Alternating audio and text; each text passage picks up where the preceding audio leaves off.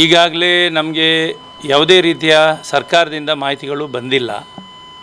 ಪ್ರಾಯಶಃ ಸರ್ಕಾರದ ಚಿಂತನೆ ಇರ್ಬೋದು, ಕೆಲವು ಟೆಕ್ನಿಕಲ್ ಸಮಸ್ಯೆ ಇರುವಂಥದ್ದು ಅಧಿಕಾರಿಗಳ ಹತ್ರ ಮಾಹಿತಿ ಕೇಳುವಂಥದ್ದು ಇರ್ಬೋದು. ಇಲ್ಲಿ ಮರಣ ಆದ ನಂತರ ಅವರಿಗೆ ಅವರ ಅಕೌಂಟಿಗೆ ಪುನರಪಿ ಹಣ ಹೋಗುವಂಥದ್ದು ಇಂಥದ್ದೆಲ್ಲ ಕೆಲವು ಅಂಕಿಅಂಶಗಳನ್ನು ಅಧಿಕಾರಿಗಳ ಹತ್ರ ಸರ್ಕಾರ ಕೇಳಿರ್ಬೋದು. ಮತ್ತು ಯಾವುದೇ ಕಾರಣಕ್ಕೂ ಈ ಯೋಜನೆಗಳನ್ನು ಸ್ಟಾಪ್ ಮಾಡುವಂಥದ್ದು ಅಥವಾ ಬದಲಾವಣೆ ಮಾಡುವಂಥದ್ದು ಅಥವಾ ಪರಿಷ್ಕರಣೆ ಮಾಡುವಂಥದ್ದು ಕೆಲಸಕ್ಕೆ ಸರ್ಕಾರ ಮುಂದೆ ಬರಲಿಲ್ಲ. ಈ ಕೆಲವೆಲ್ಲ ಸುದ್ದಿಗಳು ಆಗ್ತದೆ, ಹೂವಪೂವ ಸುದ್ದಿಗಳು. ಅದು ಬಿಟ್ಟರೆ ನಾನೊಬ್ಬ ತಾಲೂಕಿನ ಗ್ಯಾರಂಟಿ ಅನುಷ್ಠಾನ ತಾಲೂಕು ಅಧ್ಯಕ್ಷನಾಗಿ ನಮಗೆ ಯಾವುದೇ ರೀತಿಯ ಅಧಿಕೃತ ಮಾಹಿತಿ ಸರ್ಕಾರದಿಂದ ಇಷ್ಟವರೆಗೆ ಬರಲಿಲ್ಲ.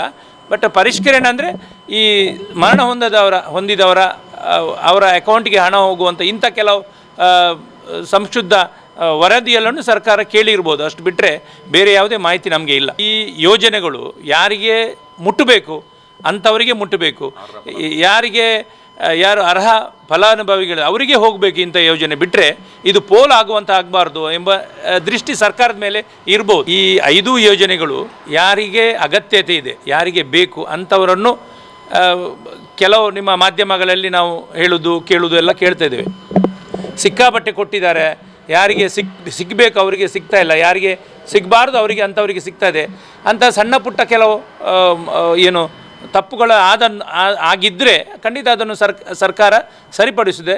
ಈಗ ನಮ್ಮ ಮುಖ್ಯಮಂತ್ರಿಗಳು ಭಾಳಷ್ಟು ಆ್ಯಕ್ಟಿವ್ ಆಗಿ ಕೆಲಸ ಮಾಡ್ತಾಯಿದ್ದಾರೆ. ಹಾಗಾಗಿ ಇಂಥ ಸಣ್ಣ ಪುಟ್ಟ ಯಾವುದು ಸಮಸ್ಯೆ ಇದೆ ಅದನ್ನು ಸರಿಪಡಿಸುವ ಕೆಲಸ ಅವರು ಮಾಡ್ತಾರೆ.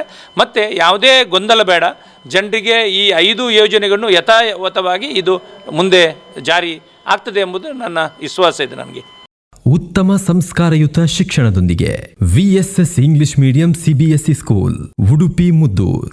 ನರ್ಸರಿಯಿಂದ 10ನೇ ತರಗತಿವರೆಗೆ ಶಿಕ್ಷಣದ ಜೊತೆಗೆ 5ರಿಂದ 10ನೇ ತರಗತಿವರೆಗಿನ ವಿದ್ಯಾರ್ಥಿನಿಯರಿಗೆ ಉತ್ತಮ ಹಾಸ್ಟೆಲ್ ಸೌಲಭ್ಯವೂ ಇದೆ. ನಿಮ್ಮ ಮಕ್ಕಳ ಪ್ರವೇಶಾತಿಗಾಗಿ ಈ ಸಂಖ್ಯೆಗೆ ಕರೆ ಮಾಡಿ.